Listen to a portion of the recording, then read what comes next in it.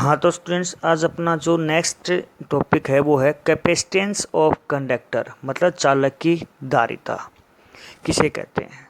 तो यहाँ पे सिंपल भाषा में ये कहा गया है कि जैसे कोई भी कंडक्टर है वो मैक्सिमम चार्ज कितना मतलब स्टोर कर सकता है, उसे ही हम क्या कहते हैं, कैपेसिटेंस ऑफ कंडक्टर या चालक की धारिता कहते हैं। जैसे चालक द्वारा अधिकतम आवेश ग्रहण करने की क्षमता को चालक की धारिता कहते हैं, मतलब कितना आवेश अधिकतम वो ग्रहण कर सकता है उसे ही हम क्या कहते हैं, चालक की धारिता।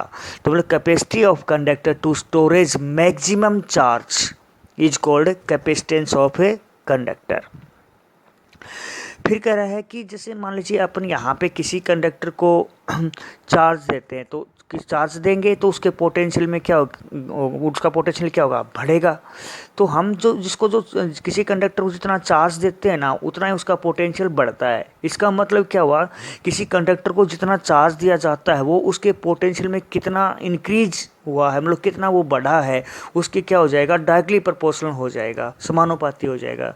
तो यही लिखा है यहाँ पे, किसी चालक को दिया गया आवेश हमेशा चालक के विभव में वर्दी के समानुपाती होता है। वर्दी क्यों लगाया, क्योंकि वो आवेश दोगे तो विभव में क्या होगी, वर्दी होगी।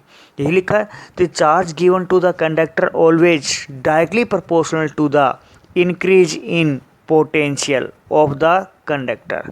तो चार्ज यहाँ पे Q हो गया, पोटेंशियल यहाँ पे V हो गया, तो Q डायरेक्टली प्रोपोर्शनल V, तो Q is equal to CV। C यहाँ पे क्या है, कांस्टेंट है, तो जिसका नाम यहाँ पे क्या होता है, कैपेसिटेंस होता है। मतलब तो C यहाँ पे नाम आया, जो कांस्टेंट उसका नाम क्या हुआ, कैपेसिटेंस, मतलब धारिता हो गई है।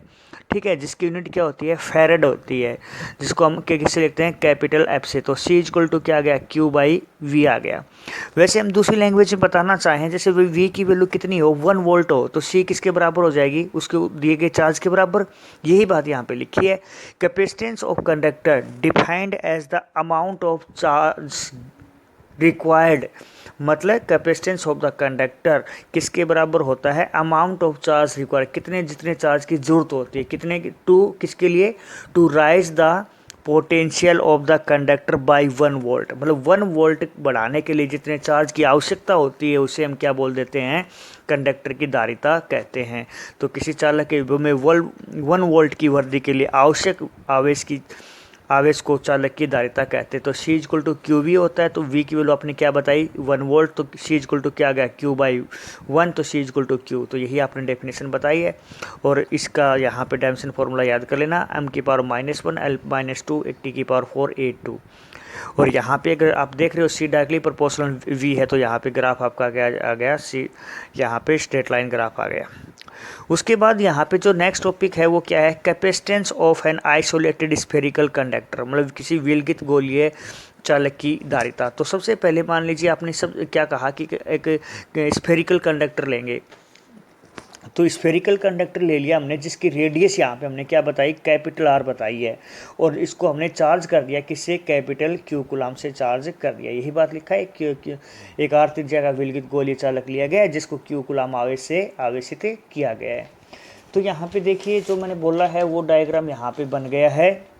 ये आपने गोला ले लिया है जिसकी रेडियस R है, चार्ज कितना दे दिया, Q दे दिया। हमें क्या निकालना है, इसका कैपेसिटेंस निकालना है, धारिता निकालनी है। तो धारिता का फॉर्मूला अभी तो बताया था, C इक्वल टू Q/V।